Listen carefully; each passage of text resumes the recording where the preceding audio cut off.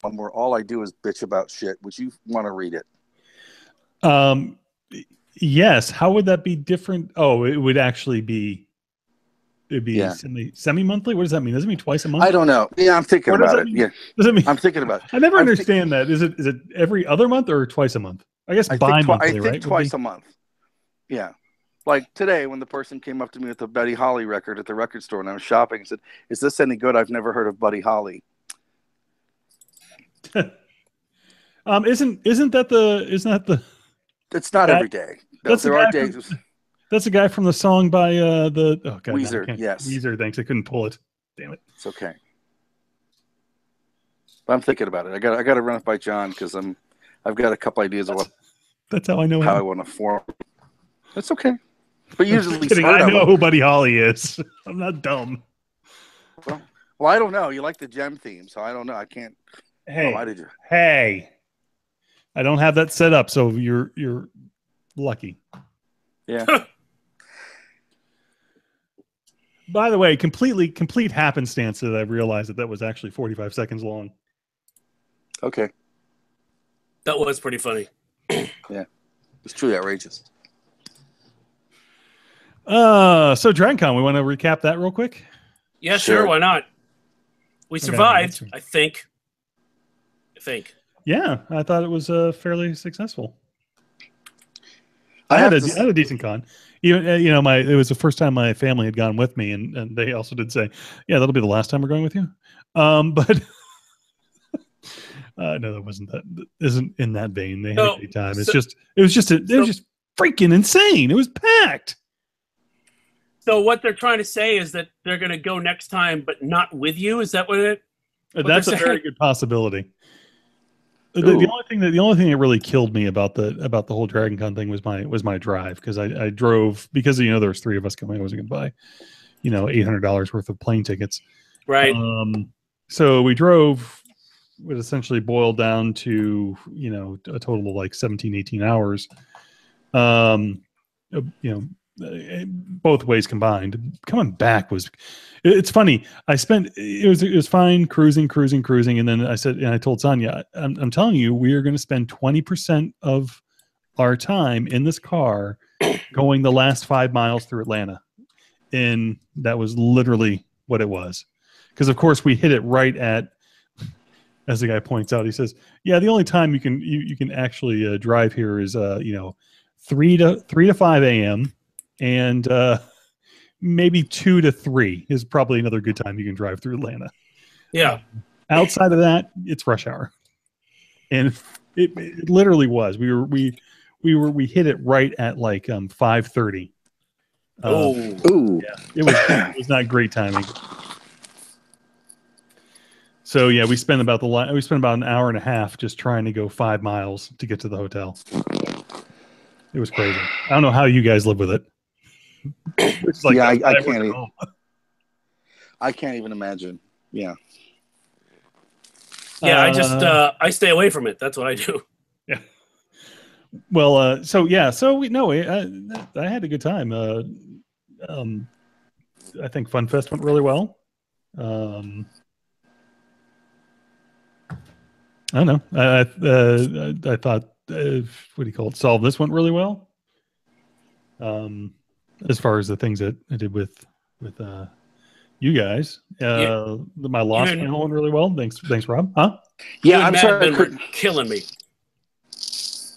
Oh, Mad Men was killing me. You talk? No, Mad Men was killing me. We already had the awkward white man problem conversation beforehand, and then that was. And I was just verifying the audio looks like it came out okay for that. So okay, cool. I'll send it to you. And it's more of a studio. It's more of an audience sort of recording, but it came out good. So. Cool. So I thought overall it went really well. Next year I'll probably be without my family. As I said, they'll probably stay back. Plus, it'll be my daughter will be in college at that point. So, back to the crazy drinking. Woo! Yeah. How about you guys?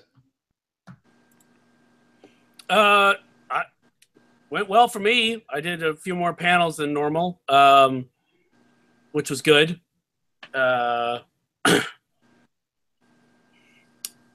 about it. I mean, did the usual array of stuff. Thought Badman was good. Widge dropped off yet again. That's okay. I really thought FunFest though really had a really good pace to it this year. I thought that.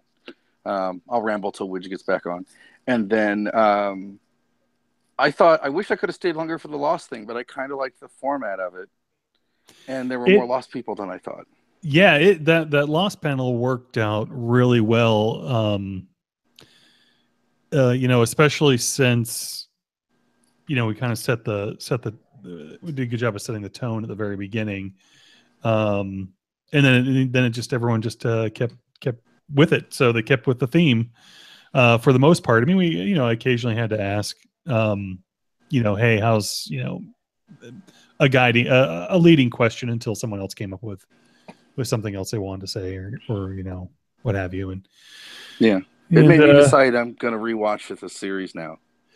Yeah, well, and it's unfortunate because Lee is set on not having another.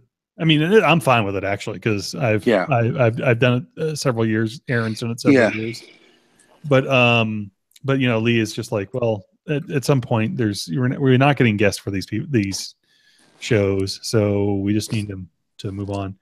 Yeah. Although you were saying that I can never remember the guy's name, but the guy Michael Emerson. Michael Emerson might. Yeah. There's a good. There's a fair chance that he might show up for something else, and then Lee rope him into a Lost panel. But yeah. So anyway, Widge, you were saying we were killing time before Google decided that it wasn't important enough. Yeah. Yeah. Well, I've tried it on Chrome now, so we'll see what happens.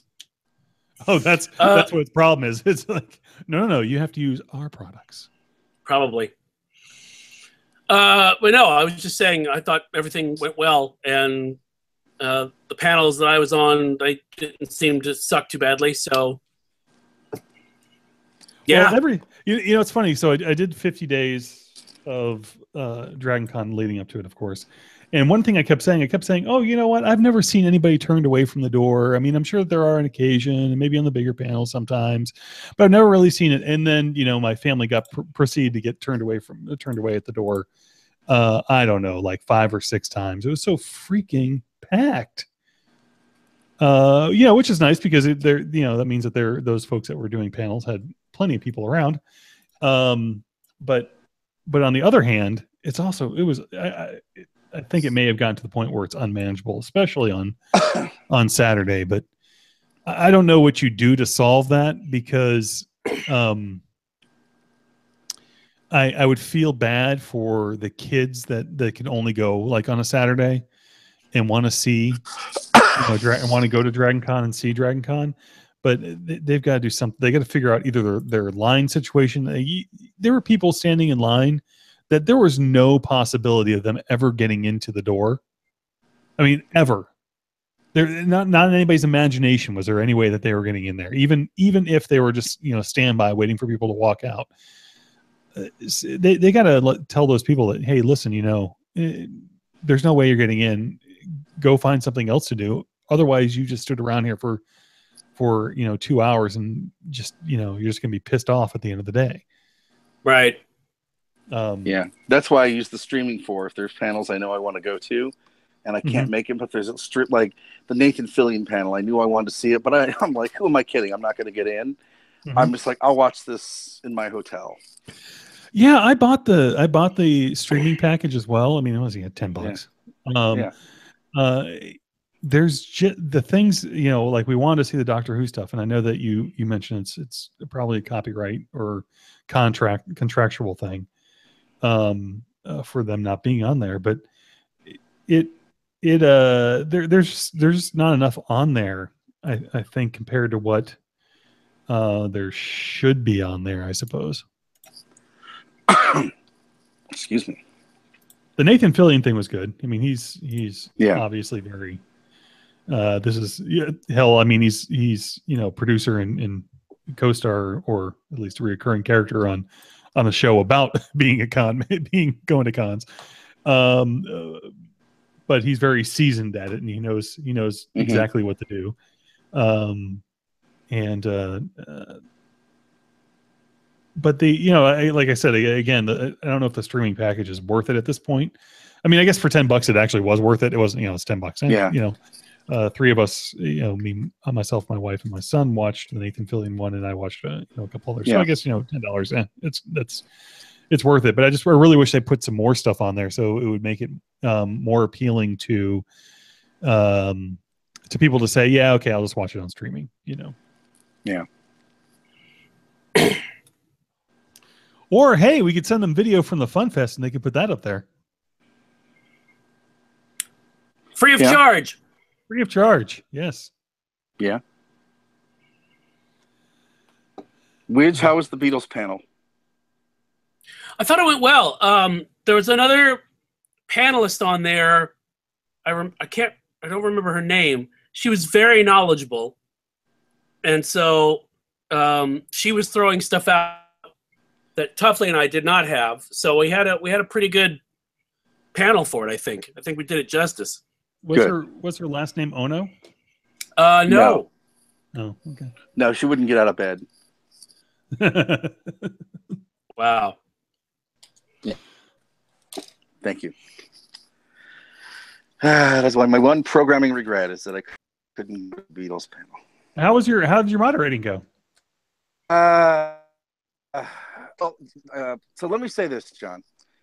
My convention started with some chuckleheads who I don't know whether they were with the con or whatever, but I was walking and I had to stop and I was on the phone because I had a call from the place where my mom is, and I was moving out of the way to get out, and it's at the Sheraton. So I'm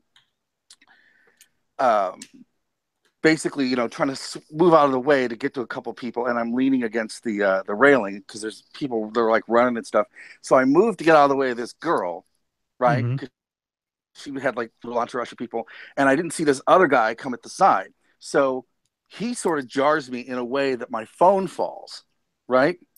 Mm. So it goes bounce, bounce, bounce, pool. Right? Oh, great.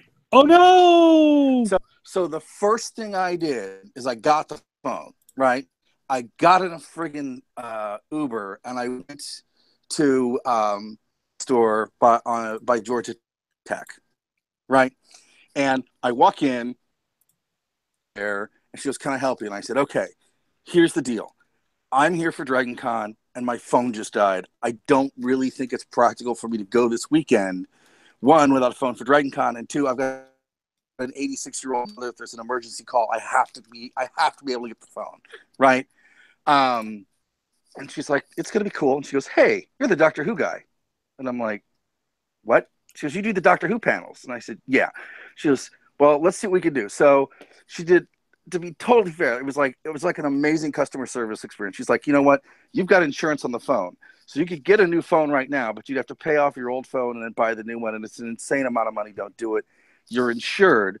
They say that you'd get it by tomorrow, but realistically, it's Labor Day weekend. You're not going to get it till Tuesday. So why don't you have it come to your house?" So I'm like, "Fine. If you're going to FedEx me a new phone, great. But what about the meantime?" She goes, "Well, here's a burner phone you can buy. You could basically just get everything you need. You can have the same number. You can do everything you need. And when you get home, shut it. It's a backup emergency phone that you've got." And I go, "Great." She goes, "Now, it's normally like $120. And I go, "Oh." And she goes, "But we've got a display one. It's been out forever. And you're the Doctor Who guy. We'll give it to you for $50. Nice. Oh, right? So, and it was like, it literally was great. So and the whole thing took me like an hour and a half. So that was great. So, it was weird though, because it was a different phone than I was used to. So I've got this whole crazy phone that I'm trying to like figure out. So once I got that out of the way. Well, real quick, before we go any further, so what kind of phone dropped in the pool? An iPhone. And so I assume not the more recent iPhone then. It's a 6, because obviously my wife and I are not rich. But after the insurance upgraded it, I got a 6S. So. So 6 was not waterproof then? No. I think it was water resistant, wasn't it? Yeah, it's water resistant. But if it falls into, I mean, pretty much if a phone falls in a friggin' swimming pool, it's not going to make it. Well, that's not necessarily true. Well, they took out the SIM card. They did all the, So, and I assume that the burner phone was an Android. Yes. Obviously, because it's not going to be. I don't know if there's an iPhone burner. Because I hated it. They offered me a Samsung. Was it also a Samsung? I insisted it not be a Samsung. Good man. And the girl at the counter's like, yeah, they're crap. And I'm like, thank you. Hold on. Let me text you from my Samsung Note real quick. My Note 8. Let me. Oh wait, I can't. Yeah. So hold on. Let me reboot it real quick. So basically, when I got home, I got the girl's name. I got her phone number. I got the address of the store. When I got home, I sent their entire store a huge ass box of CDs of just stuff that I don't need and like a thank you note. That's pretty cool. Yeah, no, because I really saved my ass out of the fire, just because I have no idea. So that's how the con started. So pretty much anything threw at me after that, great. So got to the hotel. It was great. It was at the Hilton, which I was really worried about the elevators. But there's a guy that I kept running into, and I'd go sup, and he'd go sup. And I saw him one day carrying some stuff, so I helped him carry it, and he bumped me, and that was it. So then I went to lunch, and I'm coming back, and I'm seeing it. And this poor guy's running around setting up stuff like all weekend. And he's like, how you going? I'm like, good. An elevator. He goes, that elevator? And he points to the thing. Goes, yeah. He goes, oh, my man, come here. So then he showed me where the secret elevator was at the Hilton. So I didn't have to wait for that friggin' Hilton elevator the entire weekend. So that was great. That was the other thing so now, having said that, the other two things I want to sort of give props to, the space track, they do solar telescopes. So you can go out and look at the sun through a telescope. Mm-hmm. And then at night, they do these night astronomy things where they basically have access to a telescope in Chile, right? And they do the night sky. Some asteroid that came like 7 miles from Earth, and they're like, here's the asteroid. This is what everything behind it looks like really cool things. So those two and the stuff on like Cassini and the Mars rover I went to for the space track were great. I went to a couple really amazing science track panels. Because I'm kind of at the point now where it's like if I'm going to Dragon Con and I got downtime, then I'm not doing stuff I want to do. I want to sort of like try to learn something. And they did some really cool programming. So I do want to say that. But getting to my panels, because you asked about that, surprisingly, and I talked to Witch about this a couple times, the elephant in the room was my Iron Fist panel. Because I got signed up to do an Iron Fist fan panel. And I'm like, oh my God, this is just going to be brutal. But actually, it was really interesting. The people that discussed it, it was a very fair, heavy-handed, civil discussion, and sort of like how bad the writing is, and just a lot of the production end of it. And it wasn't just a bitch fest like I expected it to be. So it was much, much better than I had anticipated it to be. My Doctor Who panel, I did a Doctor Who panel the last day there. That went fairly well. The Red Dwarf, we did a Red Dwarf panel, but it was on at the same time as Matt Smith's panel, and I was on that with a couple people, so that was really cool, and that was actually a lot of fun and kind of chill and low key. And then there was a prisoner panel, which was a whole lot of fun because it was 50 years of the prisoner, and I was on it with Anthony Taylor, who is right now he's running the Bram Stoker estate, and I introduced him to rocks, which was just insane. But so that was really cool and just a lot of fun. And I was lucky that, we didn't have a lot of, stupid people at the panels. It was like really great questions. It was like really chill and really nice. So that was awesome. And then I ended up getting the guy who was supposed to interview one of the guests from Dirk Gently couldn't do the panel. So I ended up getting on Friday a panel with the guy from Dirk Gently. Now, the key thing is here, I've never actually seen it. So I crashed as much information. But the thing is, the dude has been in everything, right? His name is Rick Edlund, or Richard Edlund or something. But he's been in like everything. So I had a whole ton of stuff to talk to. And there's certain questions you can ask any actor, like, how did you get into the business or whatever, you know? And it was actually a really, really fun panel. And I was talking to him afterwards. He's like, do you like the show? And I'm like, you know, because my panel with you went so well, I'm going to watch it. And he goes, really? And I go, yeah. He goes, I couldn't tell you didn't watch it. I said, well, you know, no offense. I am so incredibly busy. I can't watch everything. He goes, oh, yeah, you know. But, like, he's in that Winona Earp show, too. Mm-hmm. And he plays roughly the same type of character. It's just one show his hair is dyed white and the other it's dyed black. And he's like, I got these really great boots from Winona Earp that I love wearing so much. I just wear them when I'm doing my character on Dirk Gently. So I hope they never find that out. I mean, so he had all these like really cool sort of stories about how they made, you know, working on 2 shows simultaneously and stuff. So that went well.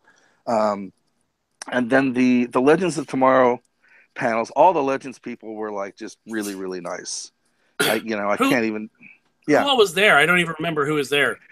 Okay, God, I'm trying to remember now. So I ended up by happenstance having Darvel on my panel, which was great, and then Maisie Richardson was there, and and she's Vixen, right? Yeah, Vixen. So Matt Lesher was there, who is the Reverse Flash, and he's a hoot, and he's very nice. And then John Barrowman, who was John Barrowman, but he was also in a panel with a large group of people. He was fairly subdued, and he just couldn't have been really nicer. I mean, I talked to him for a little bit afterwards, and you know, it was actually really nice. And I mentioned to him about Lee, what she said about Torchwood, and what was that she said about Torchwood? He said, I'm going to have a discussion with her next year. Which of the many things was this that she said about Torchwood? Yeah. So, and then, oh God, I'm blanking on his name now, which is horrible because he's really nice. He's Dum Dum Dugan and Neil McDonough. Neil McDonough, who is also really, really, really nice. He's, you know, he talked a lot about growing up from Boston stuff. So he was really cool, and they did the whole panel on, like, you know, playing villains, and so those guys were all, you know, pretty great. And then I did the Flash panel. John Wesley Shipp is just, you know, just a lot of fun. He's very sort of straight, and he's very straight and sort of even keeled, but then you get him in a mood. He's really funny. And the Flash guests were, you know, they were nice too. I can't complain. I didn't do a whole ton of moderating panels because they've sort of got a whole system to that. But I ended up getting the John Cusack panel, which, let me tell you, was insane. So I'm just going to leave it at that. So yeah, I did the John Cusack panel, and he answered all the questions, but he looked like the. Did you see any of this, John, on the streaming? Oh, I actually haven't watched a John Cusack on. So he looks like the Unabomber. He's got the black hat and the, you know, and I ended up just kept talking to him about records every time I see him. And I made this remark during his panel that I said, you know, you remind me of someone like Joseph Cotton, who's done all this character actor work and sort of known for playing all these characters. And he was like, that opened him up. So then the rest of the weekend, when I'm in the Walk of Fame, or if I'm walking by and I saw him, he'd yell out Joseph Cotton. And then, so it was just kind of odd. And then, so a couple times I'd seen this. Oh, you know, you talked about this movie during the panel. I said, yeah. He goes, but then he'd tell me the story. But it's like, well, he couldn't really think of. He's one of those guests that you sort of have to lead into the question because he hasn't done a lot of the conventions. So like, oh, when you were making, you know, Say Anything, and you had the Fishbone shirt, how much were you into Fishbone, you know? And then so we talk about like Say Anything, whatever, and then I'd see him later and he's like, I forgot to ask you what your favorite Fishbone record was. Yeah, it's just kind of like these like sort of weird random, and there's some other stuff too that I'll tell you about later offline. But what is his favorite Fishbone album? He didn't tell me his. Mine is Truth and Soul, and he's he's really into early Fishbone, but he's like there's something about all their records I really like. He goes, I didn't. He's like, the later era of Fishbone took a little bit of getting used to, but when you look at it within the constructs of a corporate a hierarchy, you understand the way they sound the way they do. And there you have it. Yeah. And he's got some interesting opinions. He wrote a book where he went to Russia and interviewed Snowden. So I didn't bring a lot of that up. He being John Cusack, that's who we're talking about, right? Yes. Yep. Yes. I want to make sure. That we weren't talking about Fishbone. He also is on, which the is not board. a he, but still. He is also on the board of the American Free Press Association. So he's got this whole activism side to him that's really interesting. And so I get to the panel, and he brought his friend Ned with him, who he's done a couple of movies with, but I didn't know he was coming to the panel, right? So luckily, when I was prepping for John, I saw enough of the other, like he's in Ice Harvest, and he's in Grifters and a couple other things with him. I could ask him a couple questions during the panel to bring him in. So it was basically an hour and 10 minutes of the hardest motherfucking work I've ever done doing a panel, just to get him to talk. But he was great. He just hasn't done a lot of these, I asked him how his sister was. He talked about working with John Cusack, and that was cool. And, sort of, we talked about The Clash for like way too long. And then, so that panel was pretty good. I don't think he's comfortable doing these yet. I think he's getting there. He's done a couple like Wizard Cons and things. And he's great with doing someone's like, oh, what are your top 5 favorite? He goes, I don't really do that because it's subjective of, the mood and stuff you're in. And they're like, oh, did you like making this movie? Yeah, it was a lot of fun. I really enjoyed making it. And that was it. He wasn't big on elaboration. So you really had to sort of lead him in. But I think it's on the Dragon Con streaming, so you can see it. And if you want to watch me like absolutely freak out for an hour and 10 minutes on how to make it work,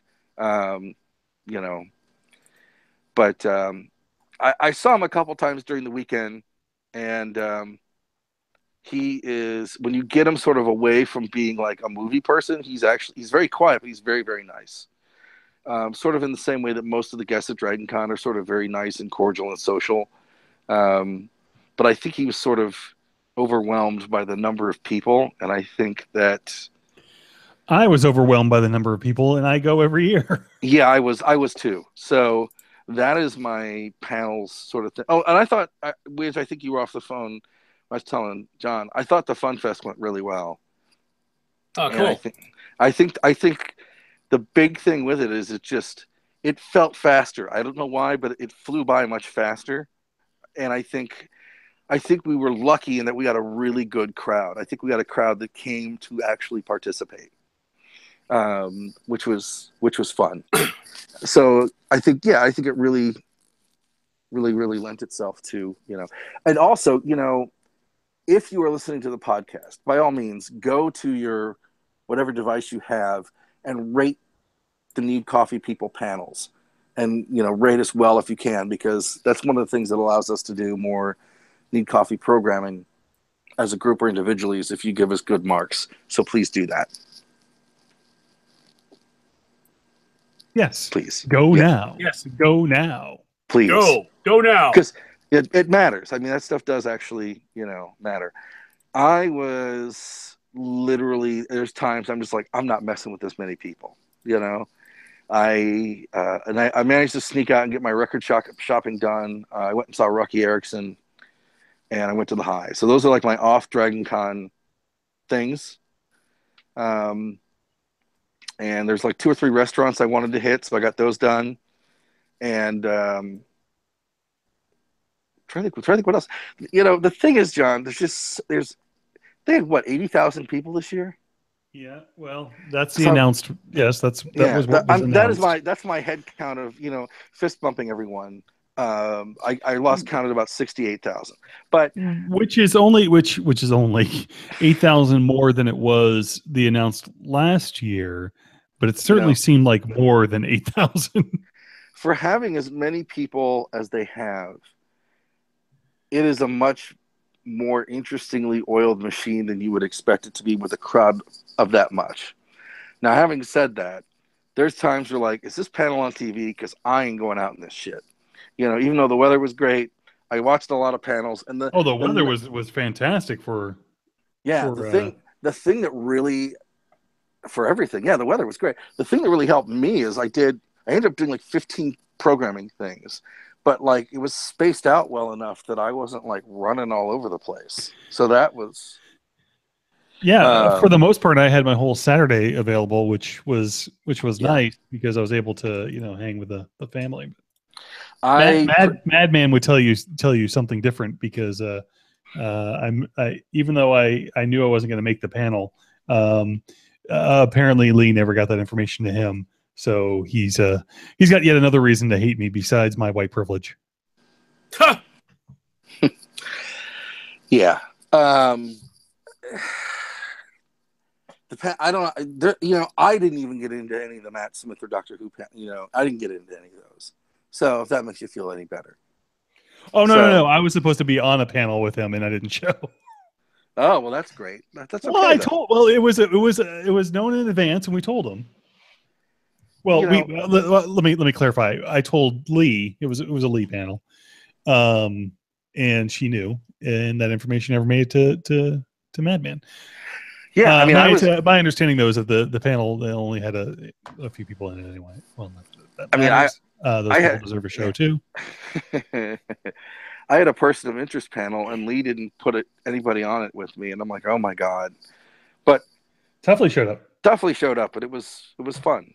So, and we did not go off course. We did not start talking about weird records. So we actually talked about what we were supposed to talk about. Although when I showed up towards the end of that panel, you guys did veer off into talking about soundtracks. Yes, we did. And Baby Driver. I think we talked about Baby Driver. Well, you also talked about Baby Driver because you had the Baby Driver soundtrack there to give away. So yes. So I think that was the case. Yeah. But I don't know how you fixed the crowd thing because it was nuts, Well, I hate to say it, but you're gonna have to either offload the big people to the convention center. Which how far away is the convention center from there? I don't know. Last time I went to I think 97 is the last year I went to anything at the convention center at Dragon Con. Do you happen to know how far it is from there? Which one? Are you talking about the Georgia World Congress? Yeah, I suppose.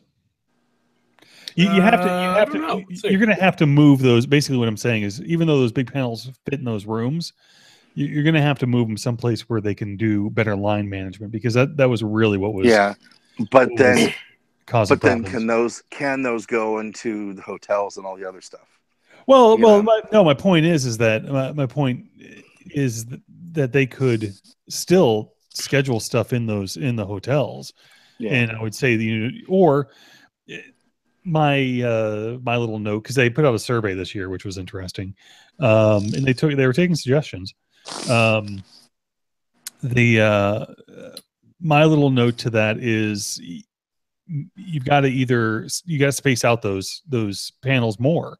So the big panels need to run on a different schedule or something, where they're maybe 2 hours apart or an hour and a half apart as opposed to just a half an hour apart.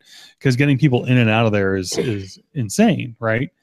And then allow maybe those panels to run over into those bigger panels. Run them into the evening. Maybe run a John Barrowman panel after Watershed so that you can see what the hell happens. That kind of thing, so that where they can space it out more because or have overflow rooms. Well, they do have an overflow room. They did have one for like Nathan Fillion. There was a whole nother. Well, according to what I heard on the streaming was that there was a whole other ballroom for them to stream into, and that was down at the. I want to say it was in a completely different hotel. But still, I mean, it's sort of, especially Saturday, which I know is probably the best, the time that most kids go, because it's the day that you can get your kids, don't have to take off of school. You don't have to worry about well, I guess technically they could go on Sunday too, because there is no school the next day. Yeah. Or they got to move it to a different weekend. That would it might be easier too if they didn't have the football game that weekend too. It might be. I don't know that the football game draw. I mean, it certainly makes traffic insane. In terms of the traffic, the walking people, the getting around, like the food court, getting around people. That is true. That is true too. The food court, I think, is still mostly just Dragon Con folks, but certainly on the street, there is more foot traffic from the football folks. They either have to move it away from the football or. I don't know. I mean, at one point, the problem is that the only way that the direction I would move it is further into the winter or fall. Given that, I mean, because the other obvious one would be sometime around the 4th of July, right? But then it's going to be freaking 4th of July weather in Atlanta, and I don't want to stand outside in that. Yeah. We got lucky with the hurricanes. But we got lucky because the weather, because the weather has made it nice and took some of the humidity out of the air. Yeah. You've got to either move it away or you got to plan out your spread out the major panels more, so that and figure out what you're going to do with the lines, because it's not only that, it's a fire hazard too. I mean, it's ridiculous what the areas they are blocking up. And you can't have all those people out there. If it was a typical Labor Day weekend, all those people in that heat would have been just even worse, right? Yeah. Well, real quick, the Georgia World Congress Center is a mile away. They could shuttle. You could shuttle it. I don't know that they could. Shuttle it on, but then, I mean, maybe you could. Is a mile away from the Hyatt? A mile away from the Marriott Marquis, which I kind of always use as the middle of the. Yeah. I don't know. That might be a little too far. Well, what I was thinking was offloading those big, huge panels off to there. But having to shuttle that many people, that would be I think the idea is, because you still want to make Dragon Con a 24/7 thing, right? So I mean, that's the thing that makes Dragon Con, but it's just, I don't know. Well, the Walk of Fame, for the first time I think that I've seen in years, had a line. Yes. So. Well, I think they've got at a certain point, they've got to cap it. I mean, they just have to cap it. There's really no other way around it. I mean, what's weird is, again, last year, walking it seemed to flow nicely last year. I don't know what happened between last year and this year. I mean, other than adding another 8,000 people, which are, again, their figures, which I imagine are actually higher. I wonder if it's the room moving track panel. They moved some program tracks around, some of the track rooms. They did, but I would think that would have helped, because they moved like 5 or 6 down into where the old gaming room used to be. Yeah. In the Hilton, yes. And by the way, I went into those rooms. Other than the animation room had a air conditioning problem, which they solved that very ingeniously, by the way, by taking it, because all the rooms were created by air walls. So they took down the air wall that was basically what their door into the room. They took down the entire air wall, and all of a sudden, everything was fine.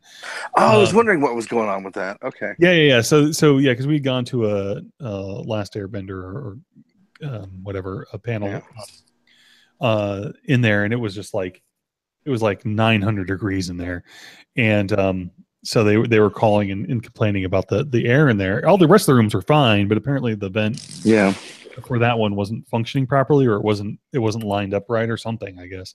Yeah. And so they eventually just took down the wall. Since all the other ones had doors, I guess it didn't matter that it was open air. But no, I thought that area worked pretty well. I don't know. I was only in there for, I don't know how it was if I was the track director, but I thought it worked well. So I thought that they kind of offloaded some of that nicely. It's just still that the Hyatt was where I think most of the problem was, really. Yeah. What's weird is I had more problems last year than this year. Yeah, really? Yeah. I had the exact opposite. I flowed through the. Don't bring your kids to Dragon Con, and that's the whole thing, because then you're fine. Apparently, that's the case. Well, I just remember last year was the first time I'd ever experienced gridlock of people on the sidewalk. Yeah. I mean, you could not. Everyone was just stuck on Peachtree, and it was crazy. I mean, I've never run into that anywhere. I mean, San Diego Comic-Con, nothing. So, but this year you didn't have that problem? No. That's weird. No, and in fact, apart from the usual, Saturday in the Marriott's always crazy. That's known. But apart from that, I didn't really have any huge traffic issues. So I don't know what changed. Well, again, for me, it was the exact opposite experience. But yeah. But as I told my family several times, I don't normally experience the con this way. Mm-hmm. They were obviously with me, and they were there to see the con, not to see me. Yeah. And normally I'm just going from panel to panel, and then I just hang out with the panel that I'm on, and then just hanging out with folks and not really trying to get into any of the big stuff, because it's not my bag. I don't normally, it's not, I'm not there to do that unless I'm, on a panel of some sort with folks. I don't normally go into it. So, yeah. What was interesting is I took, I took Lyft a couple times over the weekend. Oh, I did too. Several times. And there was one time when I was coming back from the high, my Lyft driver was telling me they hired between 2,500 to 3,000 extra Lyft drivers for the weekend. My driver was from Iowa. He drove down from Iowa to work during the weekend and stayed on somebody's couch and just drove all weekend. And wow. But he's like, they called in 2,500 to 3,000 Lyft drivers and have enough. Really? Yeah. Yeah. I mean, I didn't have a problem getting a Lyft. I mean, it was fairly. It was great. Yeah, I can't complain at all. The normal Lyft activity, right? So yeah,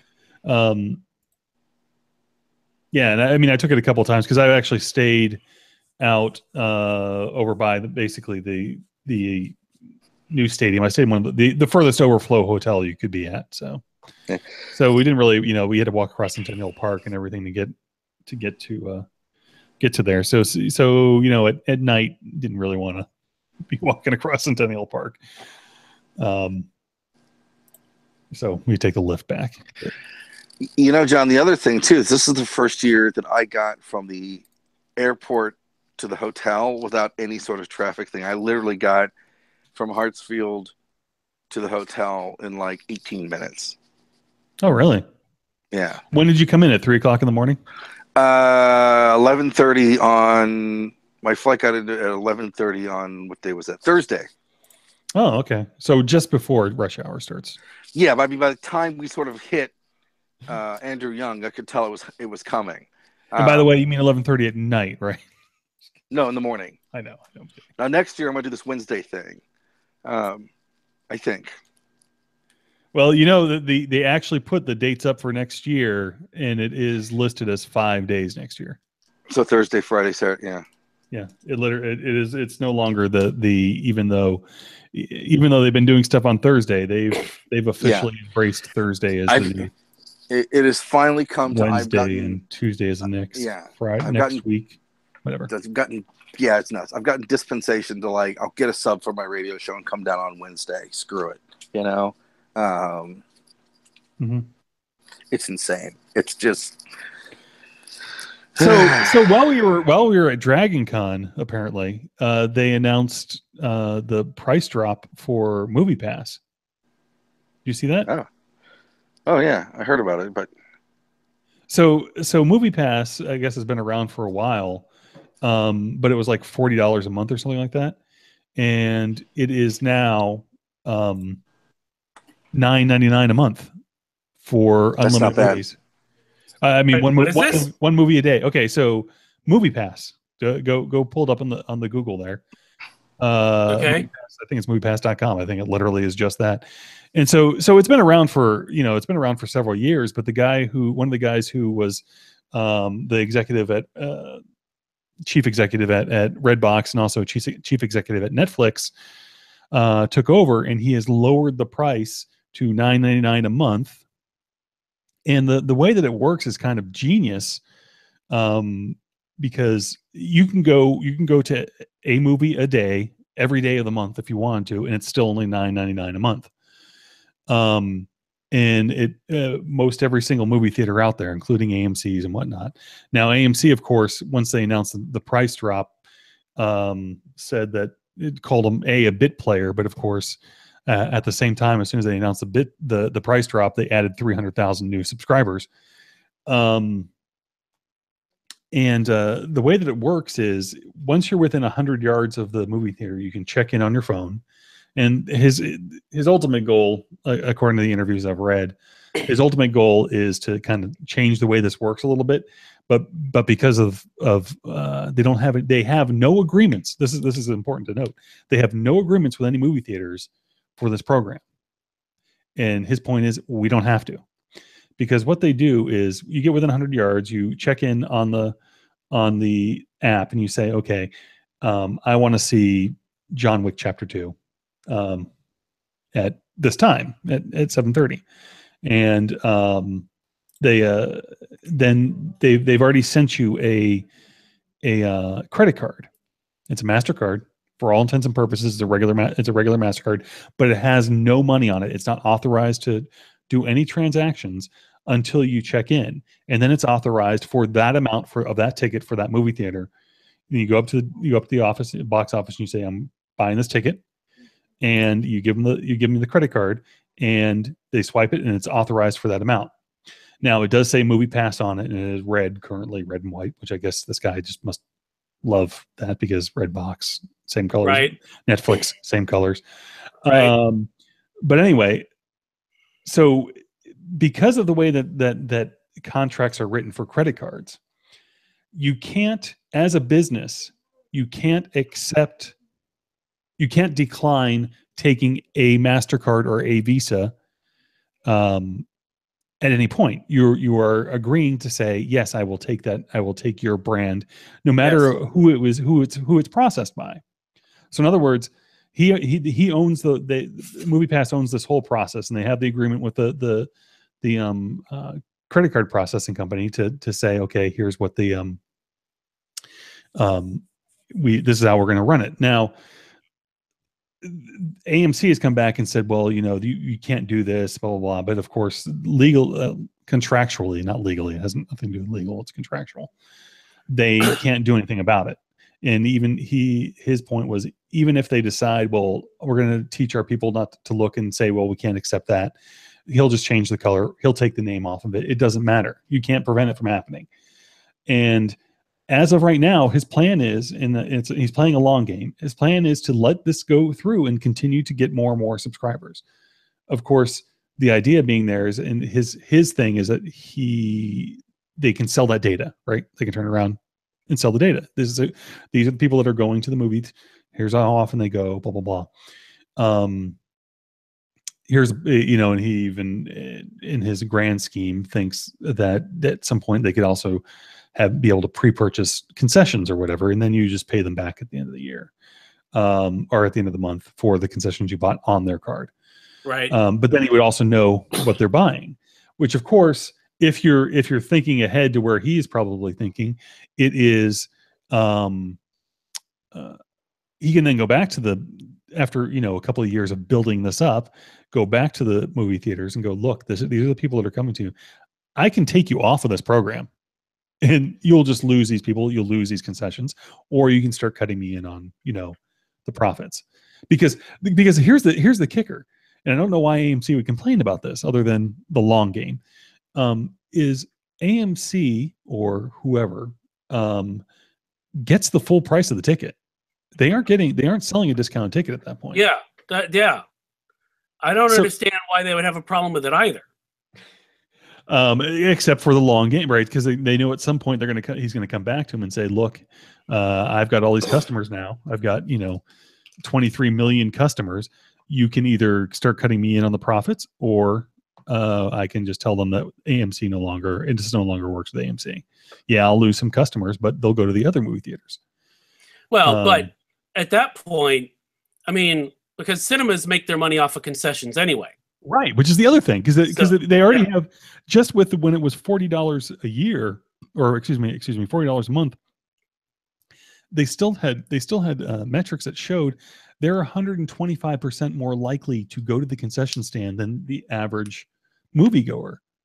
Those people that were paying the $40. Now imagine imagine when you're only paying basically, you're going. I haven't gotten the card yet. I only know how it works. I've already signed up for it, and I'm waiting for the card to arrive. Probably in the next couple of days. But if I went to even 3 movies a month on that, I've already saved, because normally it cost me about $10. I've already saved $20, and I'm willing to put that $20 towards the concession stand. Why not? I was gonna go to the concession stand anyway, but I'm way more likely now to not sneak in some candy, knowing that I'm already getting a good deal, right? So right. At the end of the day, AMC's winning. Yeah. So, and again, if they win that much, cut them in on the deal. It's like if they have the metrics that shows that they're bringing in warm bodies and putting them in seats, especially seats that would not be full otherwise. Right, because you can't buy in advance, because you have to be physically there to begin with. So right. and the movie pass, and I wish I could remember the guy's name. Because I read a couple of different interviews with the same guy. His point was that he's talking about millennials. Millennials are more, they've grown up with YouTube and Netflix and whatever, and they'll just wait. They'll wait. They don't care. So they're also more skeptical about movies, especially at the movie theater. So yeah, we'll go and see Civil War or the Avengers, because those are just the tentpole movies. Right. But I personally wouldn't go see, if I had the movie pass, I would go see it. But I'm not going to go see it if I'm paying for it normally, if you will. Right. And basically, you're not, again, even if you were doing a discount ticket, which they're not, but if you were going other than the normal matinee, like if it's a matinee, it's still going to be only matinee price. But right, yeah. But the point being is that if I show up on Friday night and I have to be there physically, and I'm not going to get in to the first for like opening weekend on the big ones anyway, because it's opening weekend. Just like if I was trying to buy it online, right, closer to time. So they really are just filling seats that would not otherwise be filled, is what it sounds like to me. Right. And I believe, yeah, especially since again, I'll go back to AMC. AMC, at least all the theaters in our area have gone to reserved seating. So yeah, which is huge. I mean, which is awesome, by the way. Yeah, the fact that you don't have to show up 30 minutes ahead of time to get a good seat and sit through horrible ads and,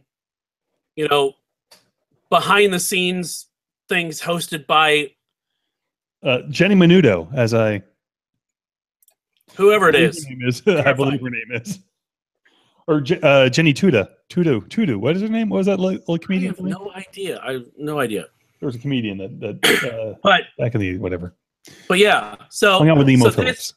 So this is basically, I'm showing up. I just want to see a movie, and what's available. Mm-hmm. I kind of dig. I mean, I might want to get in on this actually. Yeah, well, like I said, I'm gonna try it out. I'm gonna before. The only bummer for me, well, every person has to have their own card, right? And from what I can see, is it looks it may be a non-starter at some point for me, because it looks like kids currently can't have a card. Oh, really? So yeah, so families might be blocked out of this. So we'll see. I gotta figure that whole process out. But I want to try it. I want to try it for a couple of months at least on my own and see how it works. And it could just work just fine for I just pay for the kids' tickets, but get a discount on mine and my wife's if we show up. So. And you could play the game with the reserved seating and buy just the kids' seats and separate them just enough so that nobody picks it. And then when you get there, you can get the other seats. Oh, nice. Yeah. Yeah, that's it. It's interesting. Everything is moving to this model. The subscription model, yeah. Yeah. I mean, because I was looking, there's two services I'm looking at. There's I forget what it's called. Filmstruck maybe, which lets you add. So like for $15 a month, you get all these different movies and the Criterion Collection. Oh yeah. Film. Yeah, I've heard of that. Which by the way, if you live in Los Angeles or New York, you already get the Criterion Collection with your library card. So fuck you. And give me one.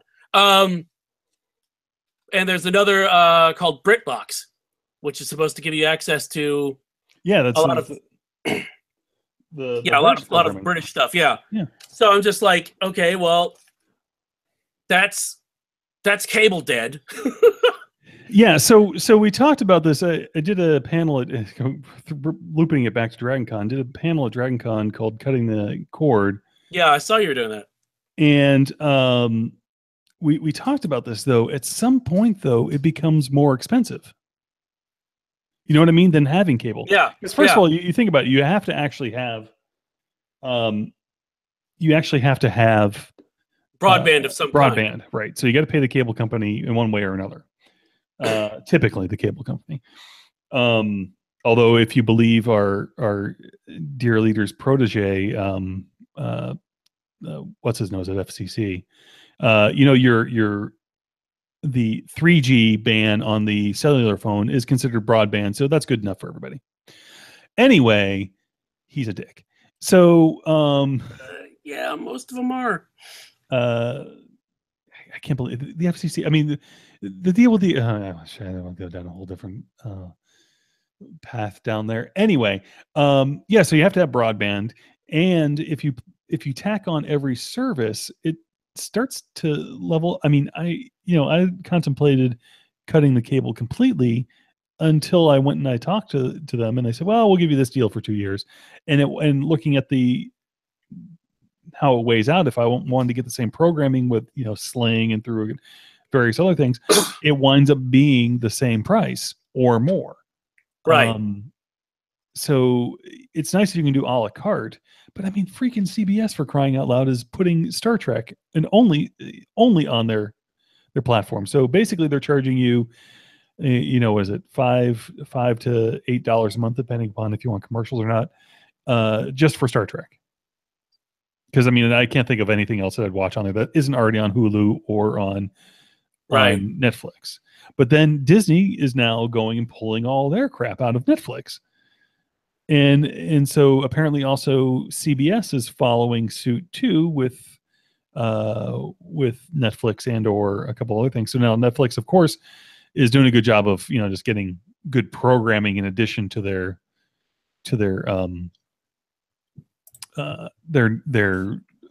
purchased or their leased fares, the Disney or whatever, the original content at least is going well, and they're making a push in the comedy area too, which is pretty cool. But they're, because now they're becoming all separated again. Now it's becoming like, okay, well, might as well just stay with cable.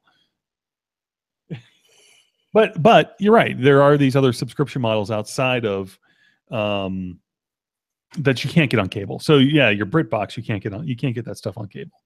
Your Criterion Collection stuff you can't get that on cable. So that's you are actually separated from cable, aren't you?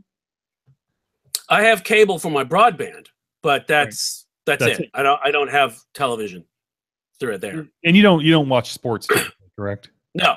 Okay. No, because I understand that's the major holdout. Yeah, that's where my issue is.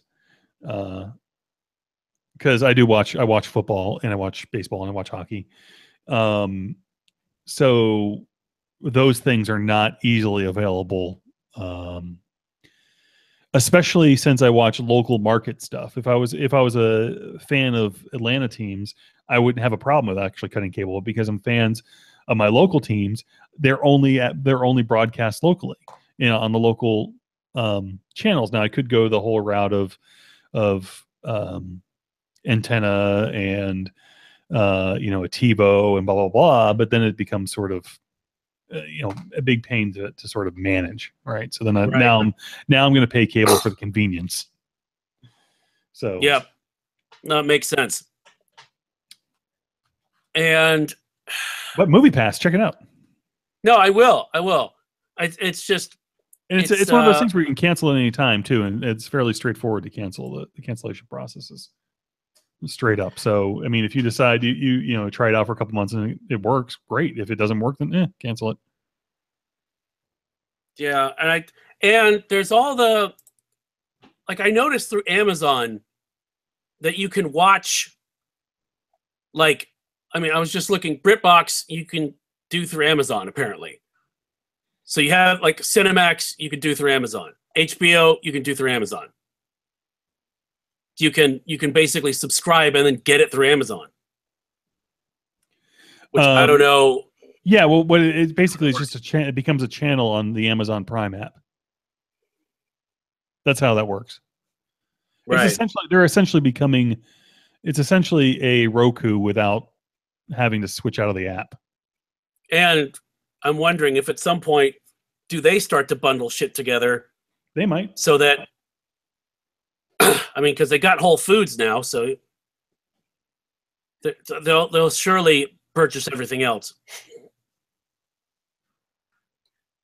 Which oddly, I'm not terribly upset about, because they don't suck for the most part. Although I did go into Whole Foods and the prices hadn't come down that much. So, yeah, there's a Whole Foods that's right next door to my work that I go into fairly regularly because for to grab lunch or whatever. And yeah, the prices really haven't come down. There are some things that I see that are, and they're marked as such, cheaper. I think the deals will start to flow or make more sense when they do the whole integration with the Prime stuff, because there's Prime people. If you have Prime, you're supposed to be able to get a discount from. Their plan is to ultimately give you discounts at Whole Foods as well. So you check out with your Prime Visa card, and you get 10% off or whatever. That kind of thing. So, well, that, and I'm looking forward to their cashierless store. Yeah, that'll be interesting. I know that I know it already exists in a smaller format in Right. San Francisco, or not San Francisco. Yeah, where are they at? They're in Seattle, right? They're in Seattle. Yeah, in Seattle. I think it's Seattle. Yeah. And I got a funny story for you about Simon in just a second. So, oh dear. Yeah. So, yeah. So that seems to be working up there. That'd be cool. Now, so back to Simon real quick. So Simon, I don't know if you know this, works at Amazon, and he doesn't really tell us exactly what he does. I mean, if I called him and asked him, he would tell me. But on Facebook, this is where I find some information. But he works in the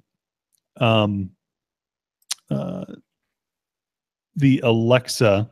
I'm going to pause there so that it doesn't actually, so if somebody's listening to this, doesn't order something for them. Division. And he apparently does the some of the AI / wordsmithing that Alexa does. So okay. I don't know if you saw this season's first episode of South Park or heard anything about it, but the premise was that the kids from South Park were playing around with the Amazon device that goes by the first letter of A, and saying things like, "Hey, you," saying the actual name of the device, say, looking around to see if my kids are on, say, "Lick my balls," and it would say, come back and say, "Lick my balls," that kind of thing. So they had all these different things that they were doing with it, and they're all just being basically what middle school kids would be type nonsense, as only Trey Parker and Matt Stone can imagine. And so the next day, he had to go in. He's talking about this. He had to go in and put in all these things that they wanted to exclude. So the next update goes down. It pulls all that stuff out of there, so it doesn't say these kinds of things. So he's doing that. In the meantime, apparently, it was also Bring Your Kid to Work Day. So he's sitting here typing in all this stuff, going, "Yeah, okay, Alexa, don't say, my balls are incredibly sweaty." And going, "Oh, hey, how are you? Nice to meet you. Oh, you're awesome. You're a great little kid, aren't you? Okay, anyway, I'm going back to my work here where I'm typing in all these filthy words into Alexa." God. And only by the way, and only the way that Simon probably can say that. So. Yes. I feel sometimes that I really wish he would come back to Dragon Con and him and Rox just do 6 panels back to back together and see what kind of chaos can ensue from there. Oh yeah. He's great. His what do you call it? Announcing for the bit of the Fun Fest was oh, he's great. He's pretty fantastic. He has a delivery that few do. So, indeed. Yeah, so that's stuff that happened. Yeah, I still haven't finished watching Defenders. Have you finished watching Defenders? Yes. Is it worth my time finishing? Because I've only gotten through the second episode. So. I've only gotten through the second episode, and there's only so much Iron Fist I can stand. I understand. Basically, that becomes less of an issue when they all get together. Yes. Okay. And Sigourney Weaver. Well, Sigourney Weaver has been awesome thus far, even though only oh my God, she is fucking amazing. I mean, just for her, just for her, she's fucking amazing. You know what I mean? Was it? Oh God, I'm losing my mind here. It was. Okay. Yes, I was trying to remember this the other day. Death of the Maiden. The film was the one with Sigourney Weaver in it. Okay. But I got to see the play on Broadway for $15 student ticket, and it was Glenn Close, Gene Hackman, and Richard Dreyfuss. So for like $5 a piece. Wow. Yeah.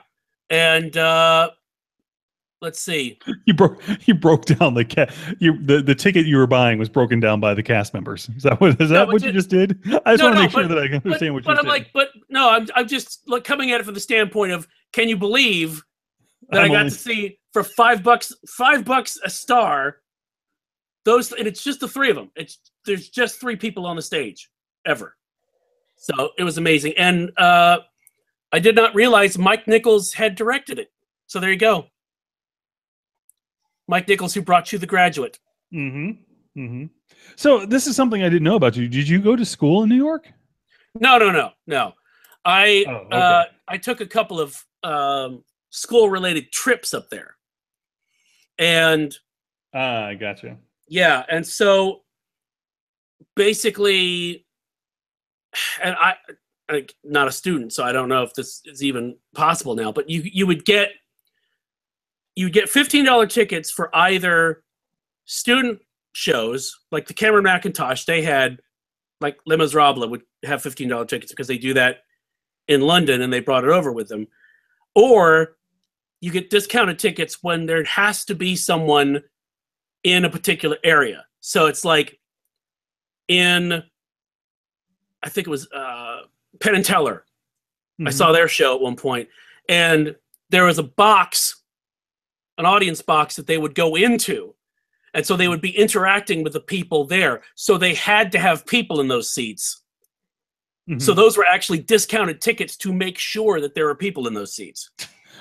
Which, of course, if people knew that they were going to do that, then they would sell immediately anyway. Yeah. But it's part of the fun of it, where you just go, oh shit, there they are. Mm-hmm.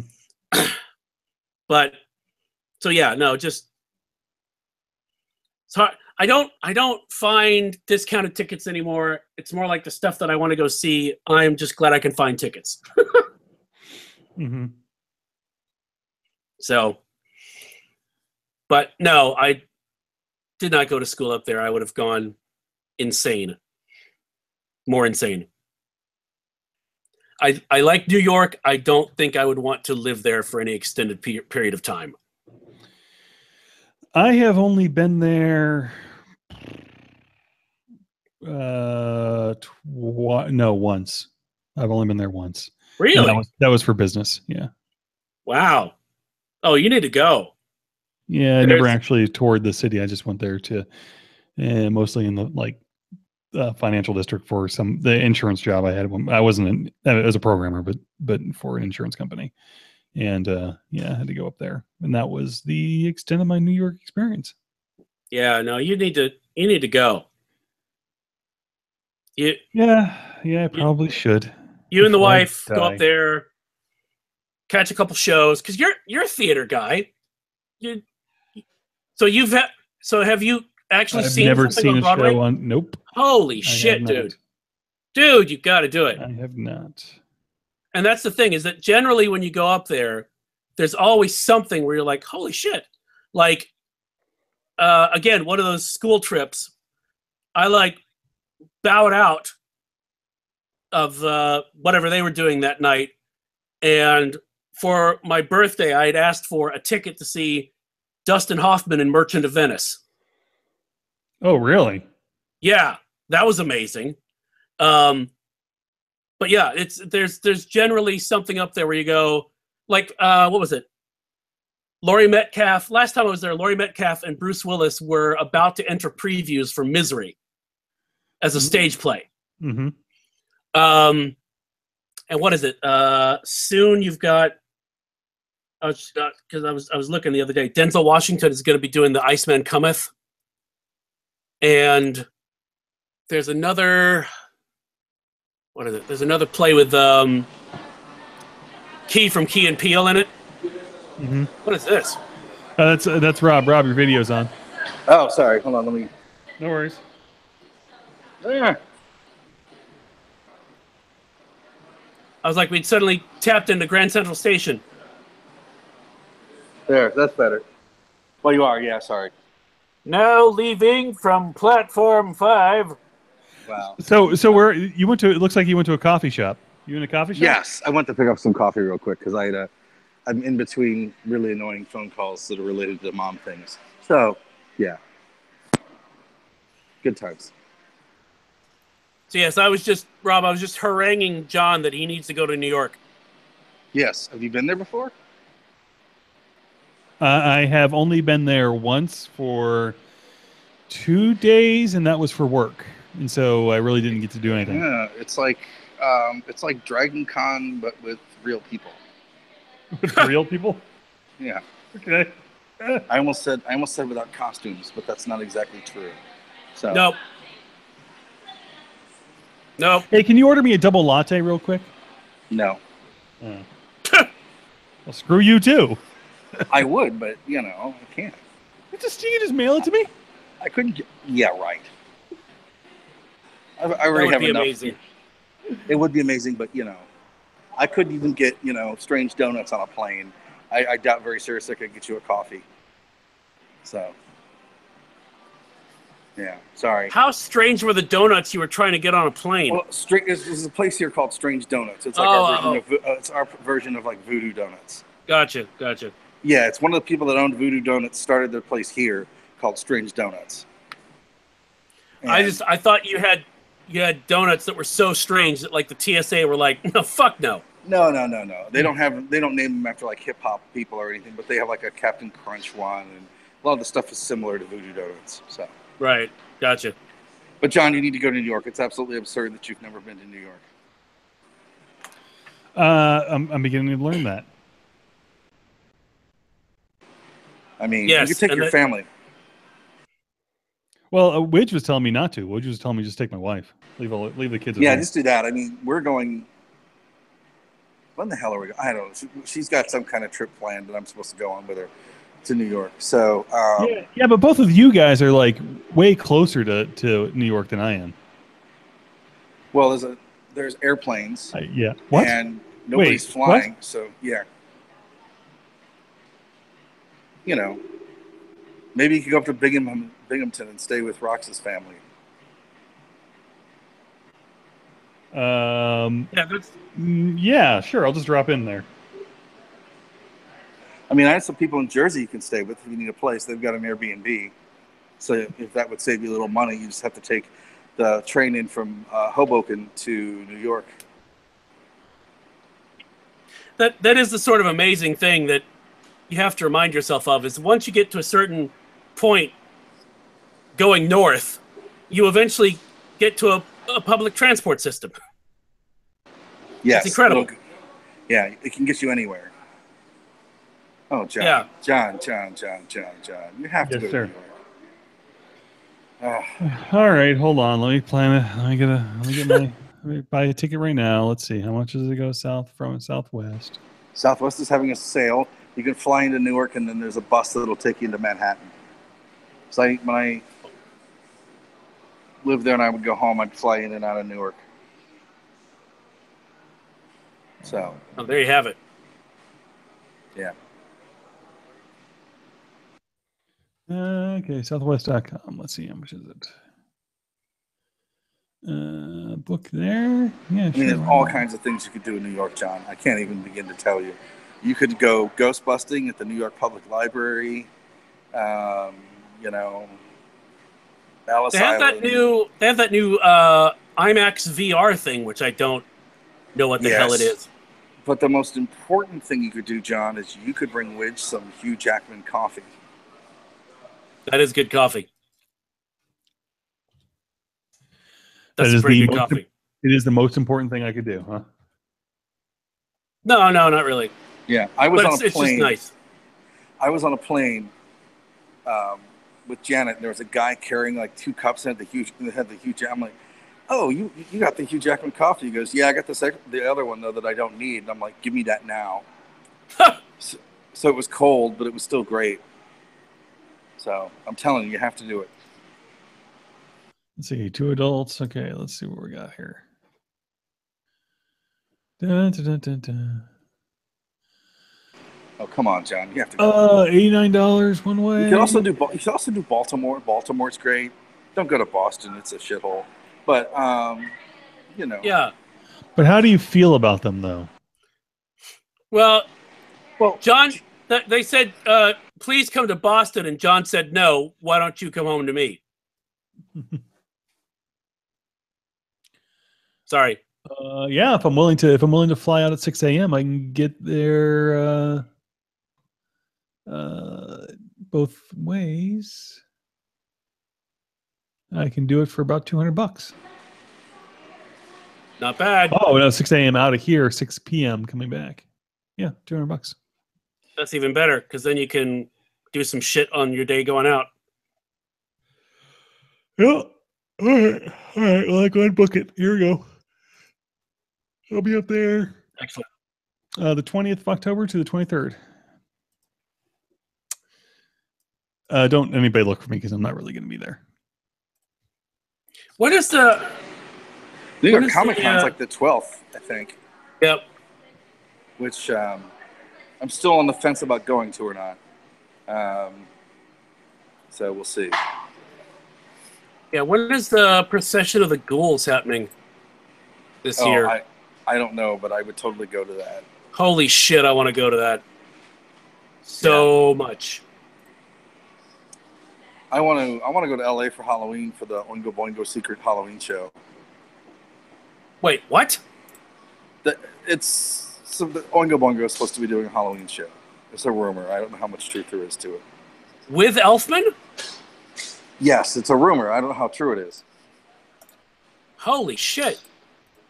I haven't heard. I know they do something every year for Halloween, but yeah.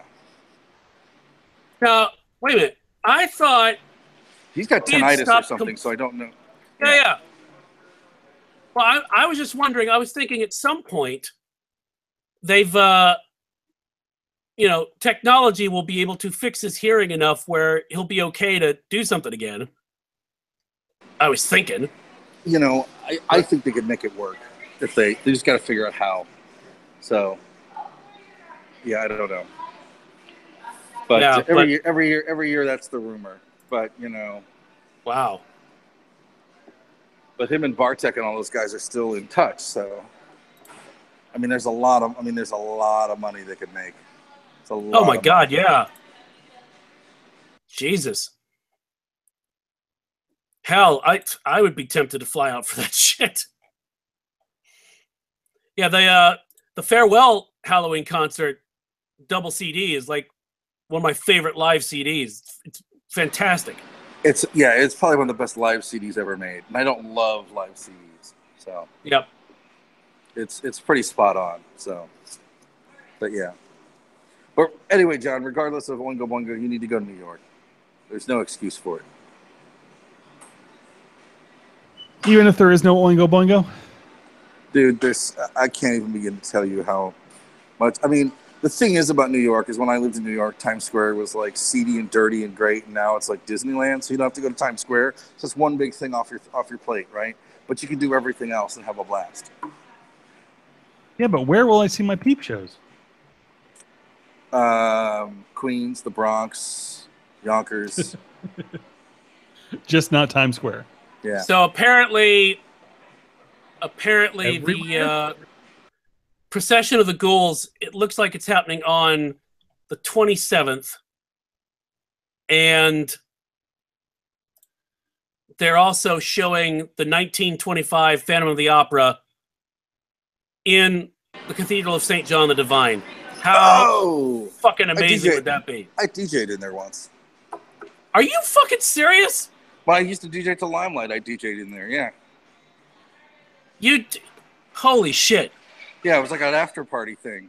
There was the early show was Alternate, Prodigy, and Moby. And then me and like 3 other guys DJ'd, but I was like the early guy because nobody wanted to go first. So for 18 minutes, yeah. Wait, they performed in the cathedral? Yeah. Wow.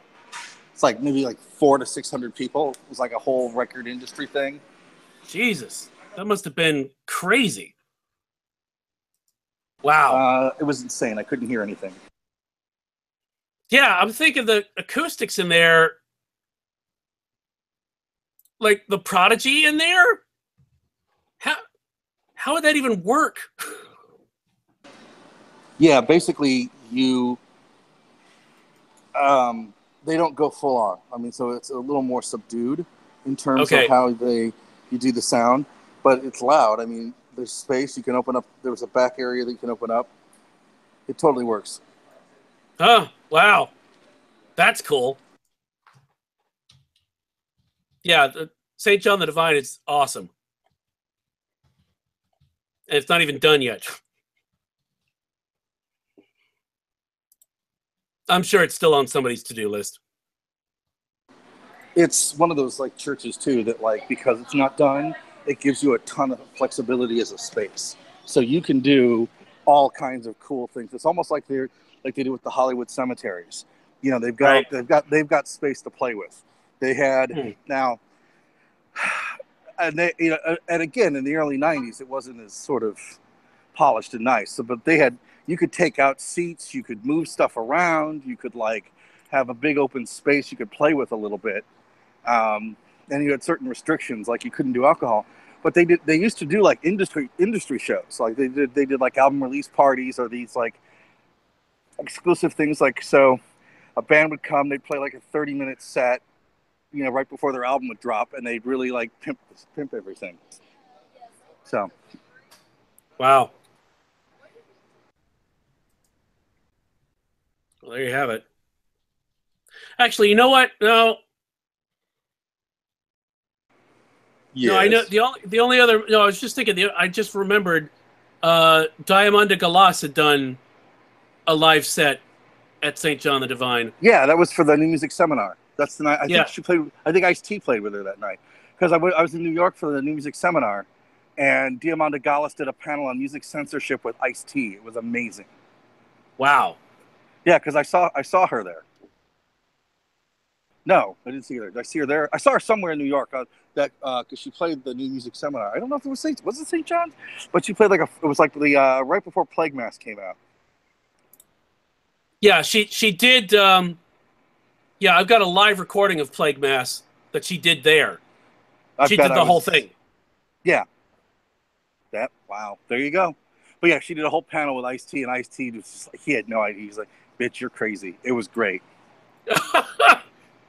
You know. And then the next panel after that had Boy George and Chuck D talking about music image presentation. Wow. Yeah, the New Music Seminars used to be much cooler than the CMJs. Yeah, so there you go.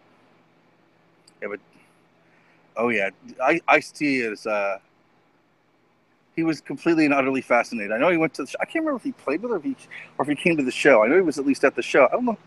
But yeah, and that's when Ice-T was rapping and not acting. Right. So. And there you have it. Yeah, she needs a new record badly. The other weirdest New York show I ever went to was the night that the Inspiral Carpets were doing the late show at the Limelight, and the early show was Tom Jones. So we went like at 7 and saw Tom Jones, and he was done by like 9:15 or 9:30. And then everyone had like an hour and a couple minutes to kill, and then you went and saw the Inspiral Carpets. Wow. That's And Tom Jones was exactly everything you would expect him to be. He was like Tom Jones. And, you know, people threw shit at him, and it was great. Not shit, but, you know, like underwear. And yeah, there were the whole women fawning all over him crap. That's totally legit. Wow. Yeah. So, there you go. And there you have it. So, John, you need to go to New York. That's what I'm understanding. That's what everyone keeps telling me. Yes. I mean, if you listen to Bob Dylan, he'd tell you to go to New York. And They Might Be Giants would tell you that everyone's your friend in New York City.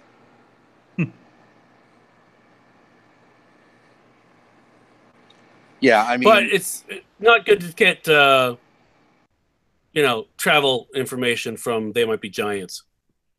I'm just saying, get a second opinion. Yeah. Talk to Rox. Rox would be a good source for weird New York shit. Because, I mean, all the imaginarily crazy shit I would tell you to do, triple that. She'd probably, you know, have you like a tour of great morgues. Yeah. But you should go, John. And if you hate it, you can get on a train and go almost anywhere. You can go to Montreal, you can go to Boston, you can go to D.C. So there you are. Philadelphia. Hell, you can do Philly on your way up to New York. Philadelphia is the new New York anyway. Everyone in New York lives in Philly now and then commutes in. So I have been to Philly a couple times. Yeah. See, I want to go to Philadelphia for the Mutter Museum. I've never been. Yeah. It's just weird. So. Yeah, following them on Instagram is fun. For those who don't know, the Mutter Museum is a medical museum that's like pretty much just oddities and weird specimens and like, what is it? They've got like the world's Two-headed largest babies. colon. Yeah. Yeah. It's basically crazy shit. It's all the shit that wouldn't fit into Ripley's Believe It or Not. It's like Ripley's Believe It or Not on acid. Yeah, they were in a bidding war with Ripley's Believe It or Not to get the guy who had the candle in his skull. Yeah. It'd be and like Ripley's wanting that one. It'd be like if, you know, you can imagine the weirdest medical thing in the world ever. Like, I want to see a baby with 8 toes. It's there. Or I want to see, you know, a squirrel baby. It's there. Or, you know, I want to see a boy with a chimpanzee head. It's there. I mean, yeah. Yep, they got you covered. It outdraws in attendance the Liberty Bell and Independence Hall, too. So, yeah. So, John, you could do like, you go to the hotel where they had Legionnaire's disease and see that as well. So you could do like a day. You could do like a day in Philly of like epidemics and plagues. I think you go to New York. You'd be totally ready.